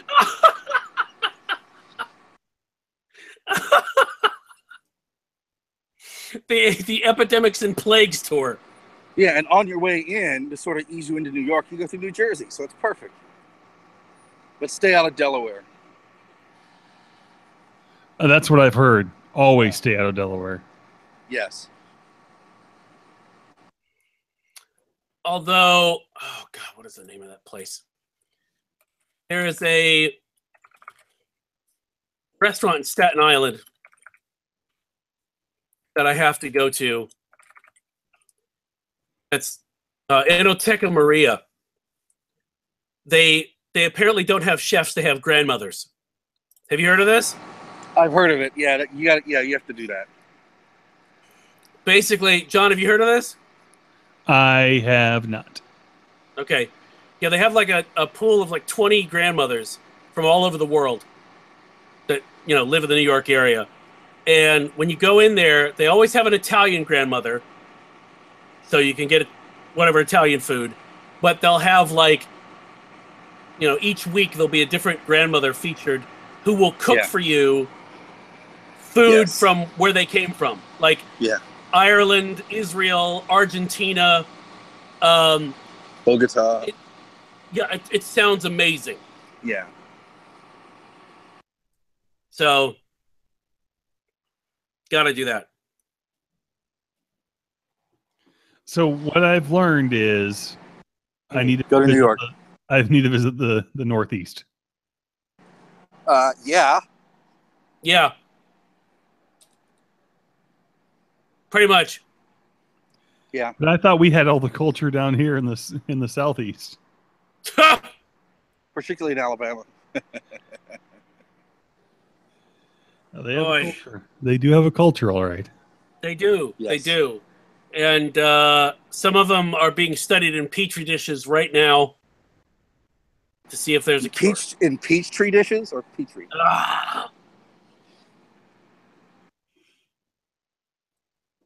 That John, sound you're hearing is me stabbing myself in the hand. Oh, I'm sorry. That's okay. That's a no-win. It makes the pain stop. Well, the other pain. Yeah. So yes, John, go to New York. All right. Like I said, I booked a ticket already. Let me ask you this: when I recommended Roger Waters, did I steer you astray? No, you did not. That was an awesome. There you go. And any suspicions you have, because I completely understand why anything recommended by Rox and I would be met with dubious suspicion, but Widge is backing me up. So there you go. I'm just saying. Yep. We know I know where Rox is right now. Actually, God save it. Well, fortunately, I know where she is. She's actually speaking to the city council right now. Yeah. I feel sorry for the city she's council. Delivering her new list of demands for what it will take for her to not incinerate the city with her orbital death lasers. These are my robot chimpanzees. Surrender to them now. Oh, they're all named Steve. Oh, and Sup. You know, when I have to do this talk on dementia, which because I'm going down to the Capitol to talk about dementia funding, I should totally start off with Sup. That would not work. I wouldn't. No, I'm just saying. I wouldn't. No, it doesn't work with police. It probably does not work with politicians. So yeah. Yes. Yes, I've been getting the play-by-play from St. Louis from Rob. Oh yes, it's kind of calming down now, but it's still interesting. Well, that's good. There's going to be all kinds of there's going to be so many lawsuits. I think they're going to be bankrupt. So we'll see. Which they? Probably the police departments of municipalities. Oh, between having to pay for all of that and then everything else. So yeah, but just think of it as a LARP, and it's all much more easier to tolerate. I think of most things as a LARP at this point. That's probably a good way to go through life. Yeah, which John should think of New York as just a LARP. And he'll be fine.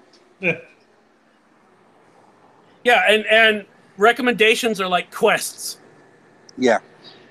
And then if you see something cool on your way to your destination, that's a side quest. Yeah, there's even the Strand, which is one of the best, bookstores in the world. Then you can go up to Harlem and go to the theater. You got to do it. Yeah. You need to go to Big Gay Ice Cream and get a salty pimp.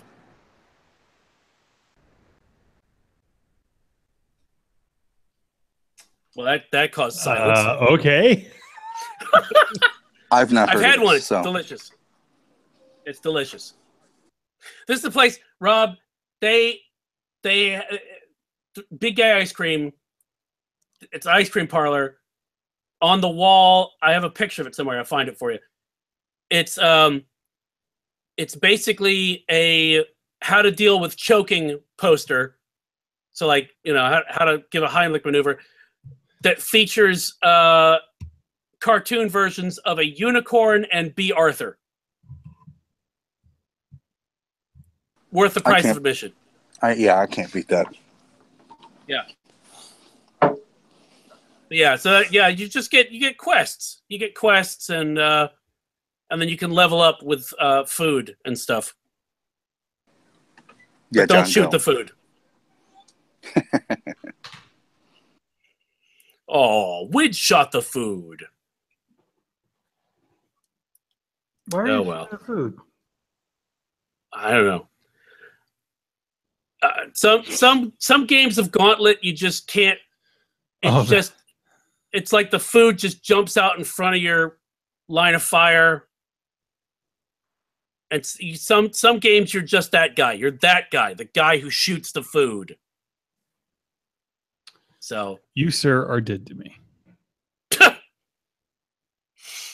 That is something that of those little things that you think, well, kids after a certain point will never understand the importance of this. And one of those I thought today was they'll never understand the importance of getting your quarter up on the arcade machine so that you were basically in the queue to play next, and then watching like a hawk to make sure that when the time came, you were there. They'll never understand that, ever. I mean, I'm not saying I miss it, but I'm just saying they won't understand it. They won't understand going to an arcade, much less. Oh yeah. I mean, well, you know, you can at least they do have the arcades that you can go to now. The retro arcade. Yeah, the free one. I mean, the ones that you free play, but yeah. So, but that's what I'm saying. Like you can get into an arcade, but you can't really, you know. Oh, and or converting your quarters to tokens for specific arcades and for places like Showbiz Pizza, where you'd be thinking, okay, how many tokens do I really need? Because if I do just $1, that's like 4 tokens. But if I do $5, that's like 24 tokens or whatever the deal was.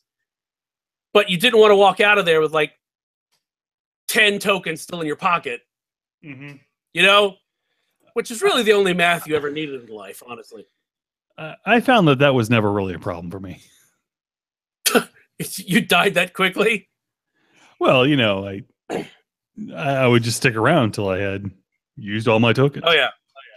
Well, yeah, and that was part of the problem is at that point I couldn't drive. So yeah, well, there's that. We're leaving. Oh shit, I have an entire pocket full of tokens.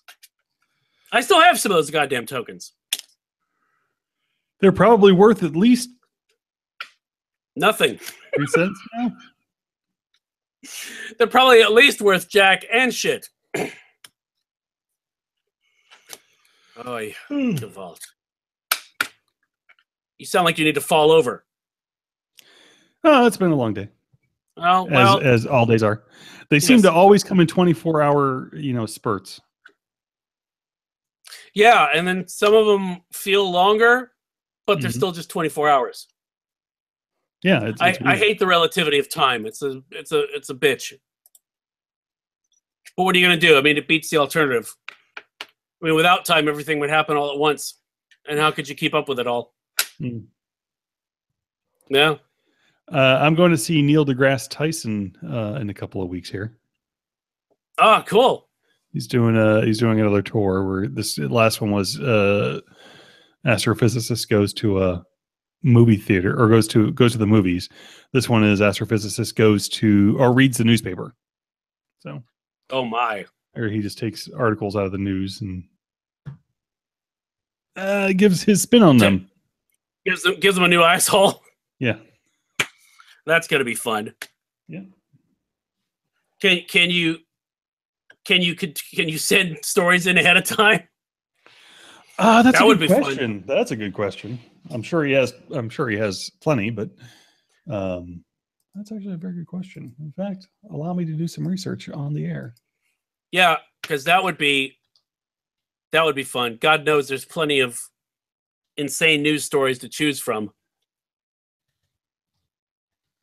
I think the trick is to find a like crazy something like Mothman or Bigfoot or something, but one that would enable him to completely go off on it.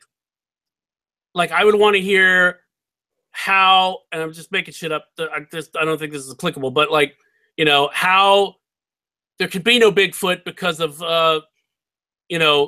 the law of the conservation of energy, something. Those are fun.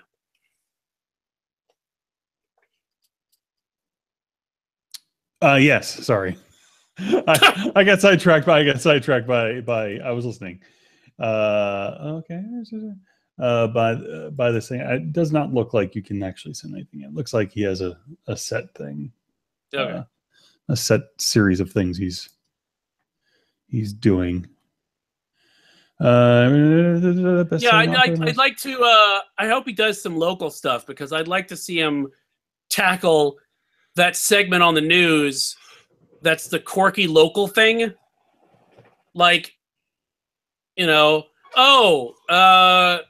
earthquake in Mexico City, Puerto Rico is now 2-dimensional, and here's a squirrel who can water ski. And also, people are still kneeling during the, that's important. Don't worry about the other stuff. Yeah, whatever. But yeah, what was I gonna say? Oh, that was the other one. The quirky. I forget the exact nature of the quirky local news story, but it had something to do with a tractor. Maybe it was like an antique tractor. I don't know. And when they came back from the segment, they always have to do banter. That stupid ass banter that makes your teeth hurt. And I'll never forget the woman when they came back. She said, "I've always wanted to drive a tractor." And I was thinking, no, you haven't. You absolutely have not. You have failed your believability. You've stretched credibility far too far. It's not happening. So, well, before you fall over, we should do recommendations. And Rob said that his battery died. So I would recommend Rob's a new phone. Yeah, I would recommend a backup battery that you can plug into with a USB cable. That would be my recommendation. Do you have any other recommendations, John? Yeah. Besides that, you know what? I've been watching Last Man on Earth, over on the Hulu, and also on Fox as well when it's on the air. And this is the comedy series. Yeah. Well, yes. Okay. We will say that it's a comedy series. Sure. It is funny. Don't get me wrong. It's with Will Arnett and a bunch of different funny folks. There's a funny January Jones is that her name, right? That she was on Mad Men. She played she was Emma Frost in the Emma Frost. Yeah. Okay, yes, I got the right name. She's in it as well. But I started watching the first season, and I sort of just fell off my DVR, and I just forgot about it. So I've been binging it, and I got to tell you that it is still funny. It's a funny show, but it is at times very bleak. People dying. There's just a handful of people left on the earth, and I mean, like 5, and or maybe more, but they sort of come and go. There's been attempted suicides, and people just going insane and things like that. So even though it is a comedy, it is actually got a lot of darkness to it as well at times. But anyway, yeah, I would suggest that it's actually a really, really good series. I especially like the fact that I'm binging it. I think the problem I had with it the first time was it's a very serialized show. So you can't just it's, even though it's a comedy, you can't just drop into it. You kind of got to know what's been going on. Right. So I think that was once I a couple of episodes drop off the DVR, then all of a sudden I'm lost. And I mean that in both the old ABC television show Lost Way and also in just being lost. So yeah, that I would suggest that. And also what was the other thing? I finally got around to starting because we've started watching Hulu. Difficult People as well. Incredibly funny show. Also on Hulu is Billy on the Street, which both of them star Billy Eichner. Very funny gentleman. He was on my kids are watching through Parks and Rec, and he was on the last couple of seasons of Parks and Rec as well. Pretty much being himself, because he does the same character every single time. But it's both those shows, Difficult People and Billy on the Street. Billy on the Street is just was a Funny or Die series that was put on one of the reality show networks, but it's now on Hulu as well, which was a game show. So the Difficult People, very funny show. Also, James Urbaniak's on it as well. If you're looking for your venture brother actor fix, he's on it as well, and he's very funny, as he normally is in everything he does. So yeah, those three shows I will recommend. Both Billy on the Street, Difficult People, and Last Man on Earth. All three of them are very good shows that I've been watching on Hulu, and you can also check it out on. I'm sure that they can probably rent it somewhere on needcoffee.com/Amazon/rent me now, or get Hulu. Right? Yes, that's how that works. No, that's absolutely right. If you go to needcoffee.com/Amazon, whatever it is that you want to purchase, you can, which will soon be everything. You can do so and help support the site, which is your friend.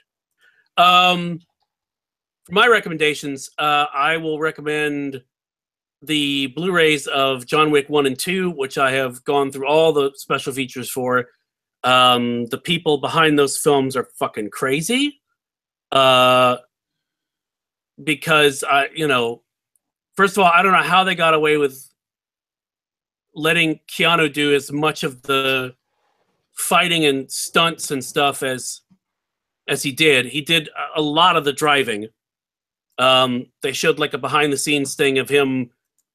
I don't forget what the technical term is for the move, but basically, cutting to the side and whipping the back end around and stopping, basically side on, whatever that's called.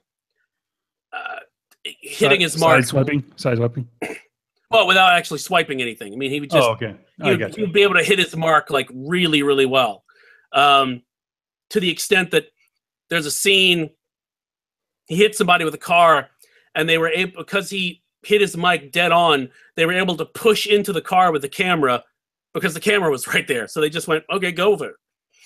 So, but yeah, they're really crazy. Also, speaking of crazy, I got the Blu-ray for Cannonball Run because it's still funny and you cannot stream it anywhere. Yeah, I actually went looking for that not too long ago and I couldn't find it anywhere.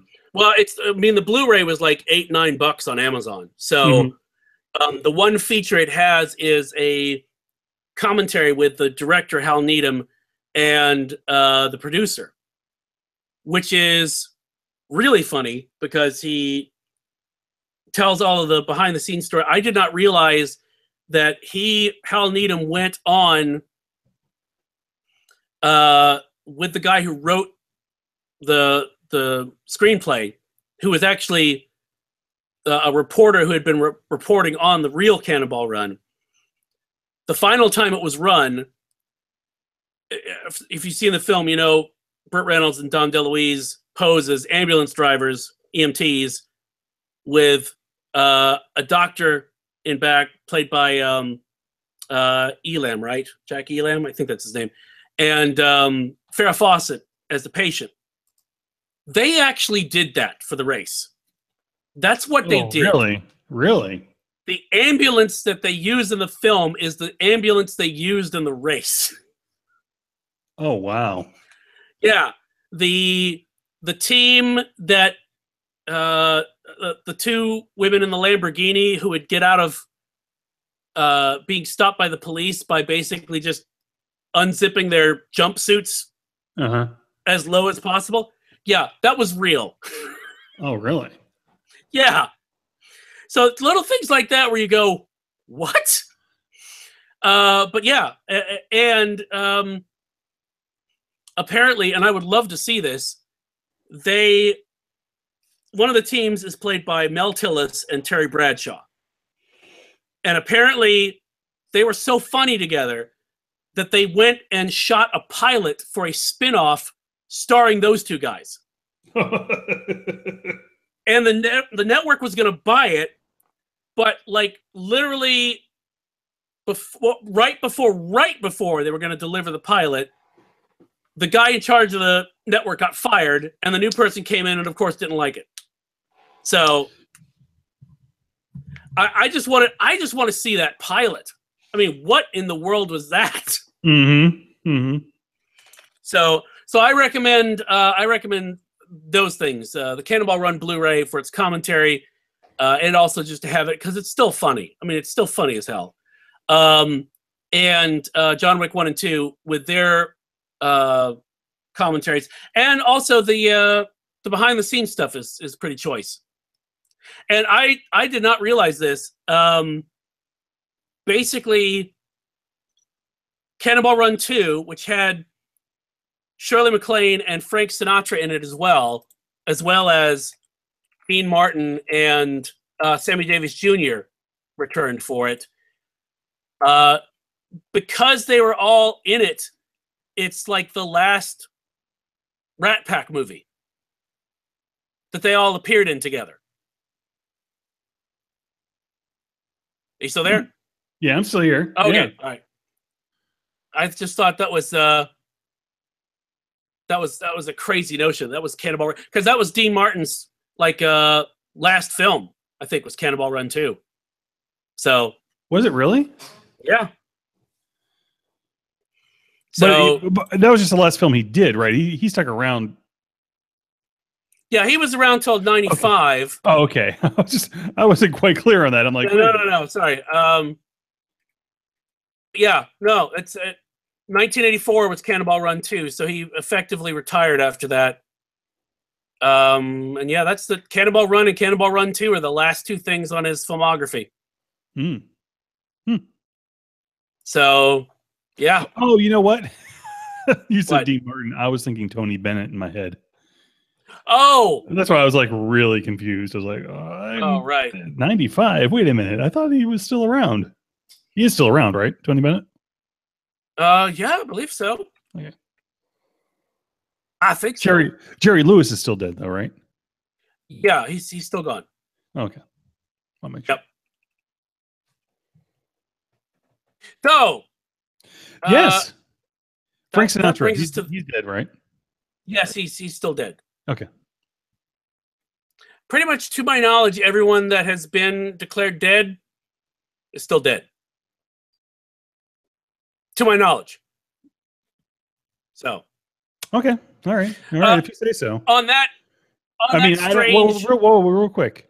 Yeah. Have you fact checked that yet, or is that just fake news? When have I ever fact checked anything? Okay. All right. As long as we're clear on that. Seriously. Okay. All right. Anyway, go on. Anyway, you're sure everyone's dead, though? Yeah. Well, not everyone. No. Everyone's not dead. Oh, okay.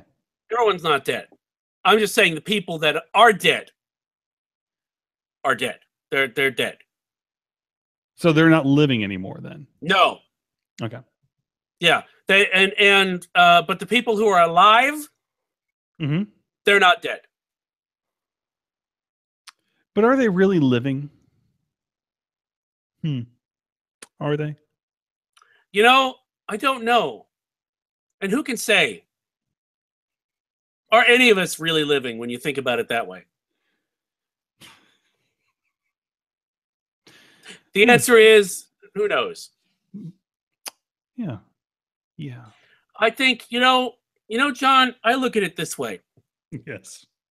The question of why do I keep waking up naked in this car trunk? Ask yourself that question once a day and see how your life changes. I think I shall take your advice. It is very sage advice. Yes, thank you. I'm not saying that I know from experience, but I know from experience. Yeah. All right. Yep. So you were saying something. Oh, I was saying that we're at the end of another episode of Weekend Justice. And, what? I think, we're done. And I think because it's just you and me at this point, John, I think you should decide what we say.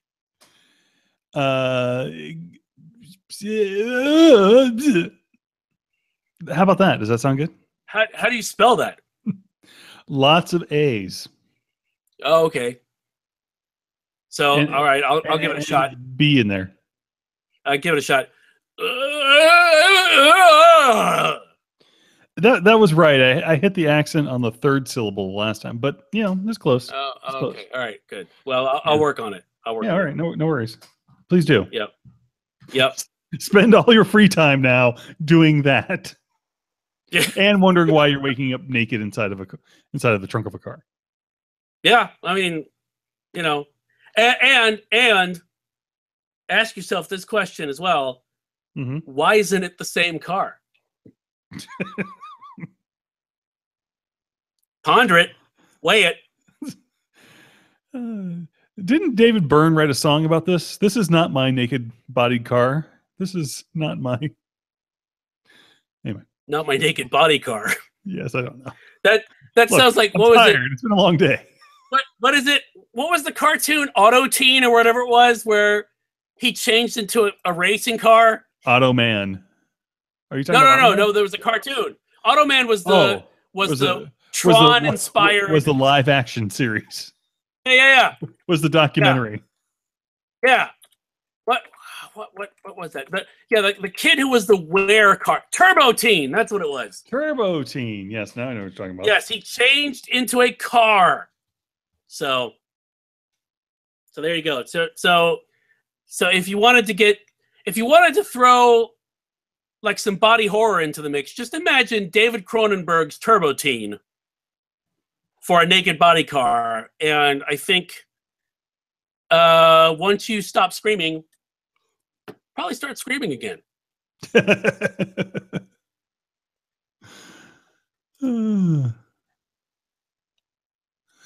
So there you have it. Frank Welker did the voice on that. What, Turbo Teen? Yeah. Yep. Oh, Frank Welker's done the voice on fucking everything. TK Carter, Pamela Hayden. Where do I know her from? Oh, because she's also been on The Simpsons and everything else. Okay. That's why. Okay. Oh, and this was interesting. Because you remember Roger Moore was in Cannonball Run playing a parody of himself.